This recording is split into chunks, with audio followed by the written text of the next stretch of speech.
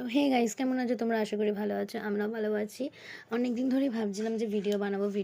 তো আমার বন্ধুও বলছিল যে একটা অন্তত ভিডিও বানা, অনেক দিন হয়ে গেছে তুই ভিডিওই বানাসনি। তো বানিয়ে ফেললাম ভিডিওটা। আমরা যাচ্ছি এখন শিয়ালদায় দিদির বাড়িতে পড়তে যাচ্ছি। শিয়ালদা থেকে নেমে আমরা প্ল্যাটফর্মটা তোমরা নিচে দেখতেই পেলে, খুব ভিড় হয়েছিল, হাঁটতেই পারছিলাম না, এত ভিড় ছিল বলে। তো তারপর আমরা বাইরে বেরিয়ে দেখি অটোর লাইন পড়েছে। তো তারপর অবশেষে আমরা অটো পেয়েছিলাম।